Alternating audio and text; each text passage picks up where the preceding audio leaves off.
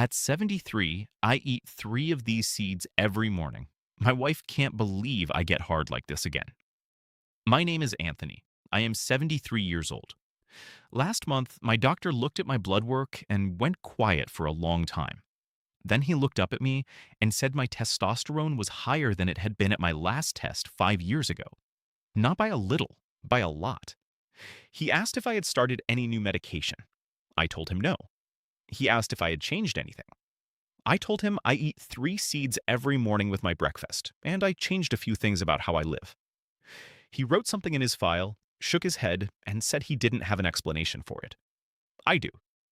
I live in a small town in the hills of West Virginia, about an hour south of Charleston.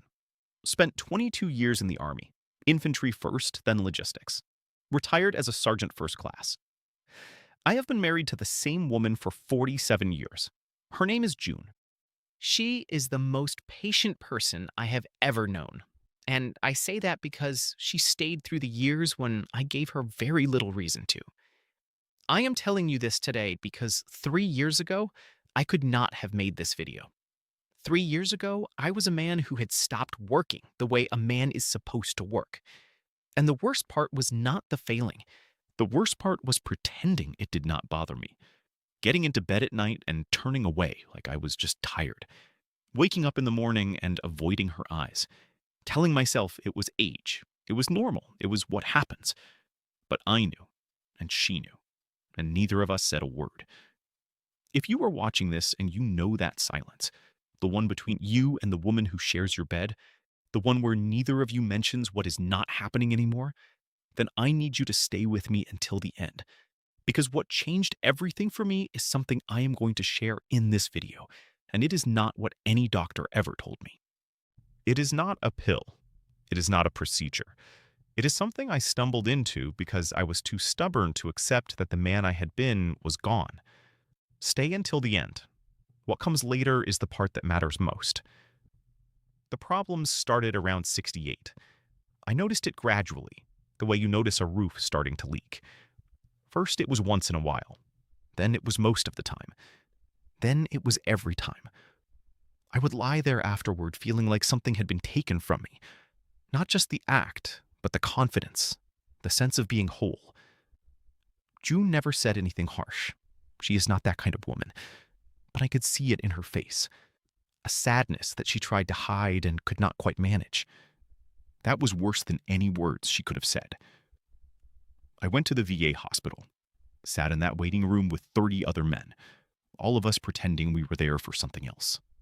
The doctor, young man, could not have been older than 35, looked at my chart, asked me a few questions, and wrote a prescription in about 4 minutes. 22 years of service, 47 years of marriage, and my manhood got 4 minutes. He told me to take the pill an hour before, said it like he was telling me how to operate a dishwasher. I tried it. Gave me headaches that lasted into the next day, made my face feel like it was on fire. Worked sometimes, did not work other times. I went back. Different prescription, same problems. I went back a third time, and he looked at me like I was being difficult. That was the last visit. June found me sitting in the garage one evening, just sitting in the dark on an overturned bucket, not doing anything. She asked me what was wrong, and I said nothing. She stood there for a moment, then she said, "Anthony, you've been gone for 2 years, and you're still in the house." That hit me in a place I was not ready for. Because she was right. I was still there physically, but the man she married, the man who would grab her around the waist in the kitchen, who would reach for her in the middle of the night without thinking, that man had left, and I did not know how to get him back. About 6 months after that night in the garage, I ran into a man I had served with. His name is Mac. We had not spoken in maybe 15 years.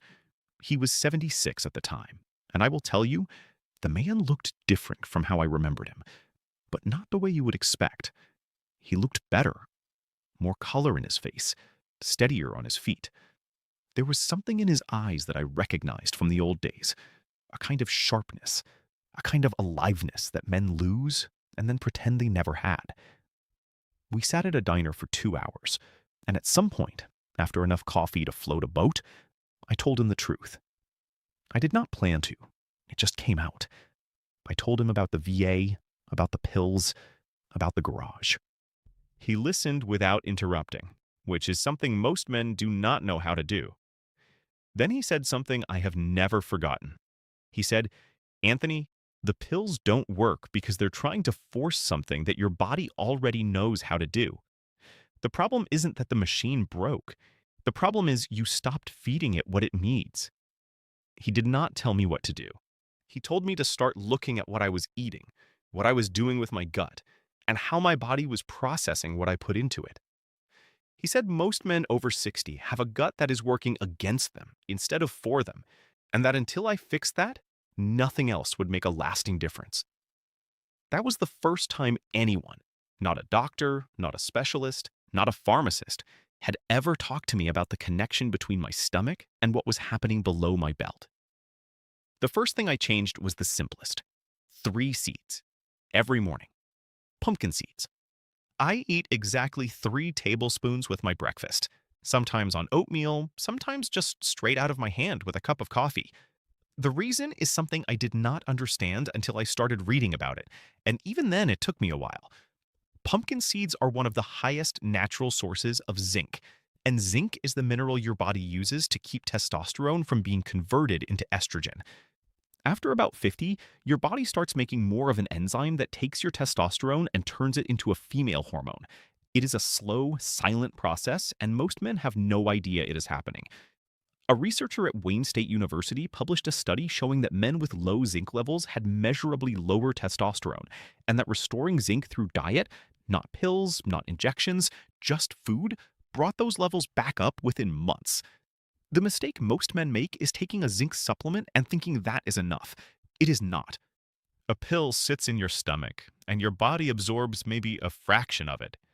Zinc from actual food, seeds, shellfish, dark meat, gets absorbed in the small intestine the way nature intended, bound up with the other nutrients that help it get where it needs to go. 3 tablespoons of pumpkin seeds, first thing in the morning, on an empty stomach or with a simple breakfast. That is where I started.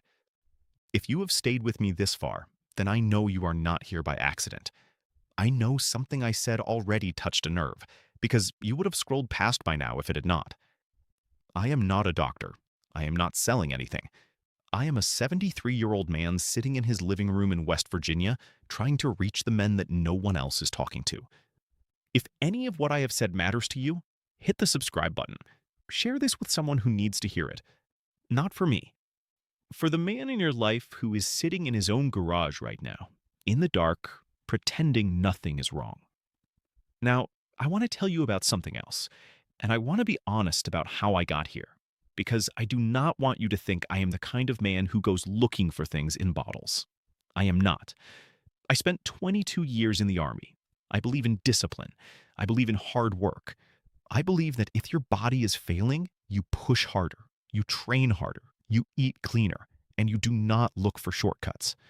That was my philosophy for my entire life, and it served me well in every area, except this one. Because this is not about discipline. This is about chemistry, and you cannot push your way through chemistry. What broke my resistance was Mac. About 2 months after that conversation at the diner, I called him to tell him about the seeds and the other changes I had made. He listened, said he was glad, and then he said, "Anthony, I'm going to tell you something, and I need you to hear it without getting your back up." He told me he had been taking a combination, a natural supplement, for about a year. He said he almost did not try it because he felt the same way I did about that kind of thing. But his wife had found it, read about it, and asked him to try it for 30 days. He said he agreed only because she asked, and because he had already run out of other options. What he described to me was a combination that had 2 things in it that connected directly to what I had been learning. One was fenugreek, which is a plant that does exactly what the pumpkin seeds do, but in a more concentrated way. It blocks that enzyme that converts your testosterone into estrogen. The other was tribulus, which is an herb that stimulates the hormone that tells your body to produce more testosterone in the first place. Those are the two things Mac told me about, and they made sense to me because they lined up with what I had already seen in my own body from the dietary changes. They were not magic. They were not a miracle. They were the same mechanism I was already working on, just in a more targeted form. I resisted for another month. Then, one morning, I woke up and June was already awake, sitting on the edge of the bed, looking out the window. She did not know I was watching her, and I saw something on her face that I had not let myself see before, a kind of resignation, like she had made peace with the way things were. And that was the morning I decided that my pride was costing more than it was worth. I started taking it. After about 5 weeks, I remember because June had started a garden and the tomatoes were just coming in. She looked at me one morning across the kitchen table and said, "Something is different about you." She did not say what. She did not have to. I knew what she meant because I had felt it too. Not just physically, though that was part of it. There was a steadiness, a presence. I was reaching for her hand again without thinking about it. I was making eye contact in a way I had stopped doing. She noticed before I could have put it into words. The link is in the description if you want to look into it. I am not going to tell you to do anything. I am just telling you what I did and what happened. It is there if you want it. The second thing I changed was fermented food. This is the part that connects to what Mac told me about the gut. Your gut is full of bacteria, trillions of them. And those bacteria are not just sitting there digesting your lunch. They are producing chemicals that your body uses to make hormones. There's research out of Stanford, a study from their microbiome lab, that showed men who ate fermented foods daily for 10 weeks had measurably lower markers of inflammation and improved hormonal profiles compared to men who simply ate more fiber. The difference was the living bacteria. Sauerkraut, kimchi, plain yogurt with live cultures, even a tablespoon of apple cider vinegar with the mother still in it. The common mistake men make is buying pasteurized versions of these foods, the kind that sit on a shelf at room temperature. Those are dead. The bacteria have been killed. You want the ones from the refrigerated section, the ones that say live cultures or unpasteurized on the label. I eat a forkful of sauerkraut with lunch and a small bowl of plain yogurt after dinner. Every day. It is not exciting, but my gut changed. And when my gut changed, everything downstream changed with it. The third thing is one that most men will not want to hear. And I understand why, because I did not want to hear it either. It is about what you eat after 6 in the evening. For most of my life, I ate dinner late, sometimes 8, sometimes 9 o'clock. Big meals, heavy food. Then I would sit in front of the television and fall asleep in the chair. I thought I was resting. I was not. What I was doing was flooding my body with insulin at the exact time it needed to be winding down. Insulin and testosterone have an inverse relationship. When one goes up, the other goes down. A study out of the University of Chicago showed that men who ate their last meal at least 3 hours before bed had significantly higher overnight testosterone production than men who ate late. The explanation is simple. When your body is busy processing a heavy meal, it does not have the resources to run its repair and hormone cycles. You are making it choose between digesting your steak and rebuilding your manhood. It will choose the steak every time. I moved my last meal to 5:30. No food after that except water or herbal tea. It was hard for the first 2 weeks. Then it became normal, and the mornings started feeling different in a way I cannot fully explain, except to say I felt like I was waking up younger. The fourth thing is movement, but not the kind most people think. I am not talking about going to a gym. I am not talking about running or lifting weights. I am talking about walking. Specifically, walking first thing in the morning, before eating, for 20 to 30 minutes. Not fast, not trying to break a sweat, just moving. What morning walking does is two things that matter for what we are talking about. First, it gets blood moving through the pelvic region, the area where circulation matters most for a man's function. After a night of lying still, that area is stagnant. Walking wakes it up. Second, morning sunlight, even on a cloudy day, signals your brain to reset its hormonal clock. Researchers at Northwestern found that men who got consistent morning light exposure had better testosterone profiles than men who spent their mornings indoors. The mistake is thinking exercise means intensity. For a man over 60, gentle, consistent movement does more than a hard workout once a week. I walk every morning at 6:15, rain or shine, up the hill behind my house, along the ridge, and back. 25 minutes. I have not missed a day in over 2 years. Now, I want to tell you something that I believe matters more than anything else I have said. And I tell you this as a man who spent his whole life believing that strength meant pushing through, that discipline was the answer to every problem, and that asking for help was a form of weakness. The seeds, the food, the walking, the timing of meals, all of that represents maybe 30% of why I am where I am today. The other 70% is something no doctor ever measured and no prescription ever touched. It is the thing inside me that had to change before any of the physical changes could stick. For years, I carried something I never spoke about. Not anger exactly, something quieter, a sense that I had failed. Not at work. I had a good career, I served honorably, I provided for my family. But as a man, in the way that matters most between a husband and a wife, I had failed. And instead of facing that, I buried it. I buried it under routine and television and yard work and silence. And that burial had a cost that I did not understand until much later. When a man carries unresolved shame, and that is what it was, shame, his body registers it the same way it registers a physical threat. Your cortisol stays elevated. Your nervous system stays in a guarded state. And in that state, the hormones that drive desire and function get suppressed. Not because the body is broken, because the body is protecting itself from what it perceives as danger. The danger is not real, it is a feeling, but the body does not know the difference. The change for me happened on a Tuesday evening. June and I were sitting on the porch after dinner, and she was talking about something, the neighbor's dog, I think, and I interrupted her. I did not plan what I said, it just came out. I told her I was sorry. She stopped and looked at me and asked what for, and I told her. All of it. The shame, the pretending, the nights I turned away, the mornings I avoided her eyes. I told her I felt like I had disappeared, and I did not know how to come back. She didn't say anything for a long time. Then she put her hand on mine and said, "I've been waiting for you to say that for 3 years."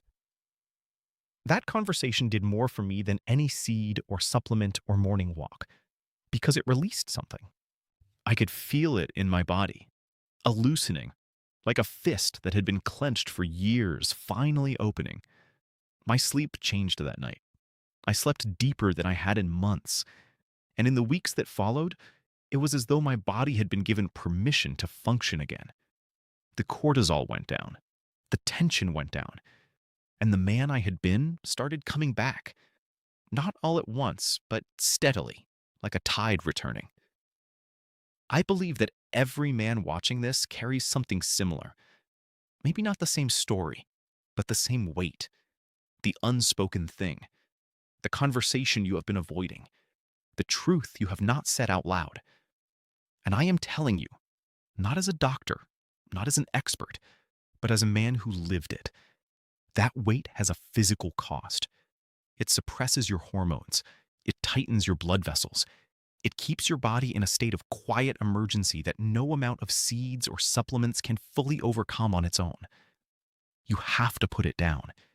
You have to say it out loud to someone. It does not have to be your wife. It can be a friend, a brother, a counselor, even an empty room. But it has to leave your body through your mouth. That is the instruction. Not complicated, not easy, but necessary. My name is Anthony. I am 73 years old. I live in the hills of West Virginia with the same woman I married 47 years ago. I eat 3 tablespoons of pumpkin seeds every morning. I walk before breakfast. I eat fermented food with every meal. I stop eating by 5:30. And I had a conversation on my porch that changed more than any of it. The body knows what to do. It has always known. The problem was never that the machine stopped working. The problem was that I stopped giving it what it needed: the right food, the right timing, and the honesty to stop pretending I was fine when I was not. Write in the comments, does what I shared resonate with something you have experienced? You do not have to go into detail. Just tell me if something here landed. Because every time one of us says it out loud, it makes it easier for the next man to do the same. I want to leave you with one more thing. The body you have right now, at whatever age you are, still has the ability to respond, but that ability is not permanent. The tissues that make a man function the way he wants to function are living tissues. They need blood, they need nutrients, they need signals from a system that is working, not shut down. And every year that goes by without giving them what they need, they get a little quieter. Not dead, quiet. The difference between quiet and dead is that quiet can still be woken up, but you have to start. What I shared in this video and what I found, the link is in the description and in the pinned comment, they work together. One does not replace the other.